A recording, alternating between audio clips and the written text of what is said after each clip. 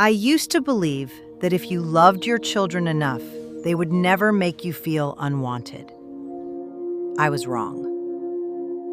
My name is Marian Ellis. I am 88 years old, and I have 3 grown children I would still do almost anything for. That is the problem. For most of my life, I thought being a good mother meant staying available. You answered every call. You forgave every sharp tone. You told yourself they were busy, tired, stressed, distracted. You never asked whether they would make room for you, the way you had always made room for them. But there are sentences your children can say that change something inside you. They do not sound cruel at first. They sound ordinary. They sound like words spoken in a hurry. But after enough years, they make you lower your voice before you call. They make you apologize for being lonely. They make you feel like a burden in a family you helped build. There were 7 things my children said to me. 7 sentences that taught me a mother can love her children completely and still deserve to be treated with care. I had been a widow for 9 years when I began to feel the change. Walter was gone. I was still living in the small brick house where we had raised our family. For 26 years, I worked in a school cafeteria. I was used to noticing who needed something before they asked. At home, I was the same way. I had 3 children, Laura, Daniel, and Evan. And for most of their lives, they knew they could call me, no matter what had happened, no matter what time it was. After Walter died, they still called. But slowly, the calls became different. They were about bills, appointments, repairs, and whether I had thought about making things easier. I told myself that was concern. Maybe some of it was. But concern without curiosity can make a mother feel less like a person and more like a problem waiting to be solved. The first sentence that made me understand came from Evan. Evan was my youngest. When he was younger, he called me whenever his life came apart. A bad breakup, trouble at work, money problems. He could talk for an hour when he needed me. One Tuesday afternoon, I was sitting on my back porch after watering the herbs by the steps. Nothing was wrong. I had simply spent the whole day alone, and I wanted to hear my son's voice. He answered after a few rings. I said, "Hi, sweetheart. I just wanted to hear how you were doing." Then Evan said, "Mom, I really can't do this right now." That was all. I said, "It's okay, honey. I'll let you go." And I did. But afterward, I sat there with the phone in my lap and wondered what I had asked for that was so hard. I had not called with a problem. I had not asked him to come over. I had only wanted 5 minutes. He did not call back that night. A few weeks later, the next sentence came from Laura, my oldest. My granddaughter had a birthday dinner at Laura's house. I found out afterward when I saw pictures in the family group chat. I called Laura and said I didn't know there was a dinner. She said, "Mom, it was just something small." I said I would have liked to be there. Laura let out a tired breath. Then she said, "You're overreacting."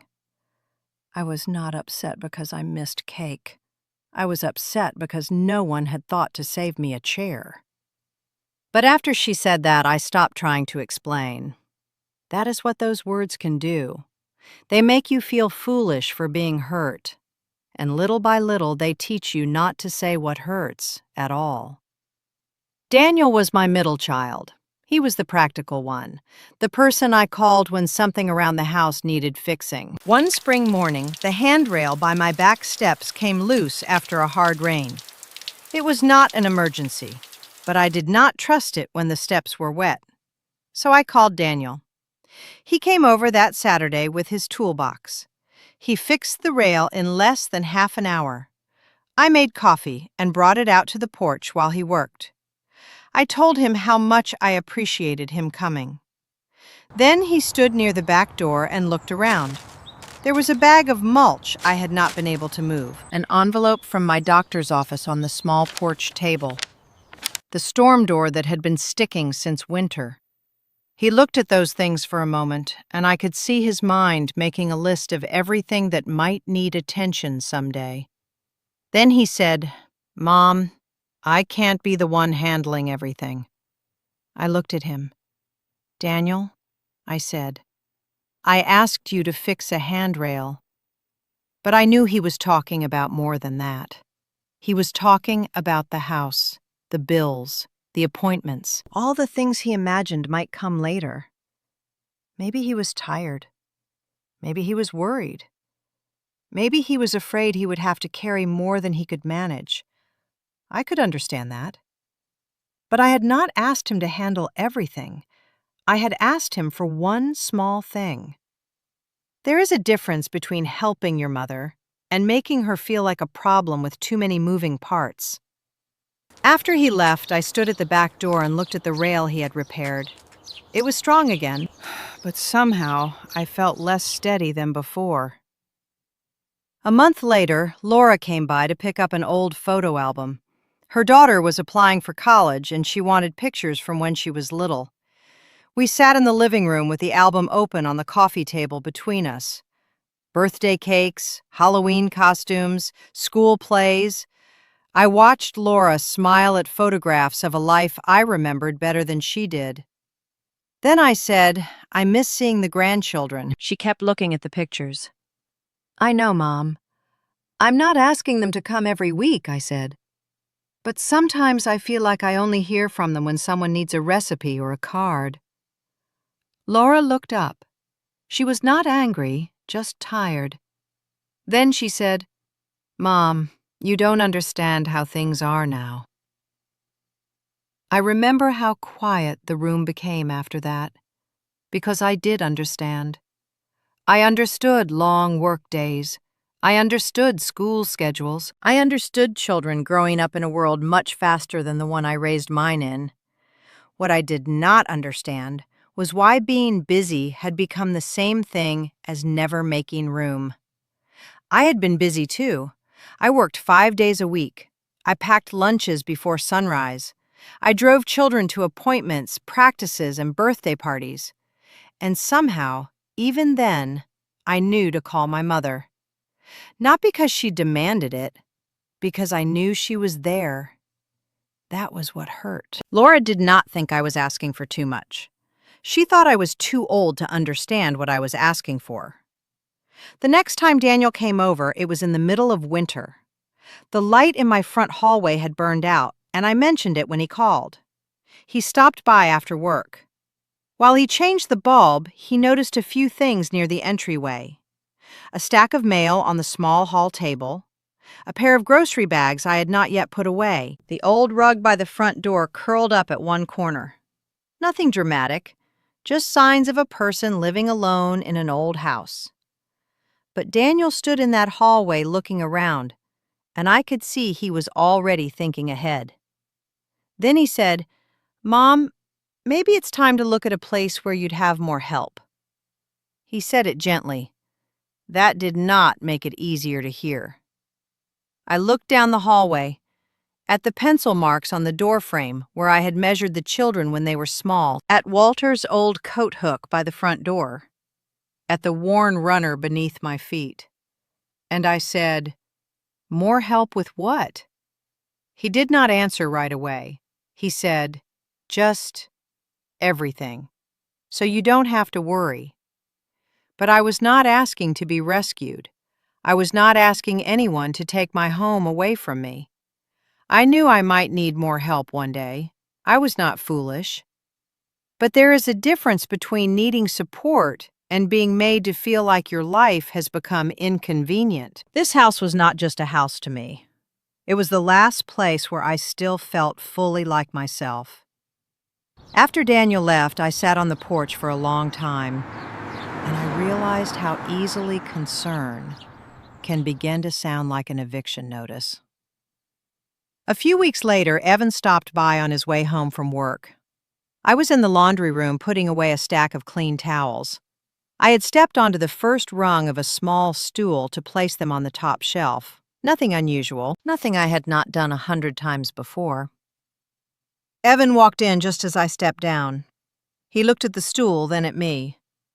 "Mom, you really shouldn't be doing that by yourself," I said. "Doing what?" "Putting away towels." He shrugged. "I'm just saying. You have to be more careful now." There was something in the way he said now that stayed with me. I looked at him and said, "You make it sound like I can't do anything anymore." Evan looked uncomfortable. Then he said, "That's not what I meant." But it was close enough to what he meant. Maybe he was worried. Maybe he did not know how to say that getting older frightened him too. But "that's not what I meant" doesn't take back the feeling after someone has made you question yourself. It only asks you to carry the hurt quietly so they do not have to sit with it. For years, I did exactly that. I would say, maybe I took it wrong. I would make their words softer than they had been. I would help them feel better about saying them. But that afternoon, I did not. I looked at Evan and said, "Then next time, say what you mean without making me feel small in my own home." He did not answer right away. Neither did I. But for once, the silence was not mine alone to carry. The last sentence came from Laura. It was a Sunday evening. I was sitting in the armchair in my bedroom, folding a sweater I had worn earlier that day. Laura had called to remind me about an appointment the next week. I told her yes. Then there was a pause. I do not know why I said it then. Maybe I was tired of pretending that everything was fine. I said, "Laura, I've been lonely lately." She was quiet for a second. Then she said, "Mom, we have our own lives. You can't expect us to be there all the time." I did not say anything at first. Because she was right about one thing. I could not expect them to be there all the time. They had jobs, marriages, children, bills, exhaustion. I knew all of that. But I had not asked them to be there all the time. I had asked them to remember I was still here. There is a difference. I said, "Laura, I don't expect you to be here every day. I just don't want to feel like I have to disappear before you notice I'm gone." She did not answer, and that was the moment something changed in me. Not because she suddenly understood, she didn't. Not because I stopped loving my children, I never could. But I realized I had spent years making myself smaller so they would not feel guilty for having less room for me. I had called less, asked less, shared less. I had become careful with my own heart so no one else would have to be careful with it. And I was done doing that.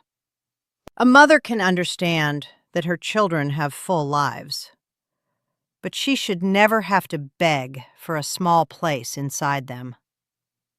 I did not cut my children off. I did not stop loving them. And I did not suddenly become a different woman overnight.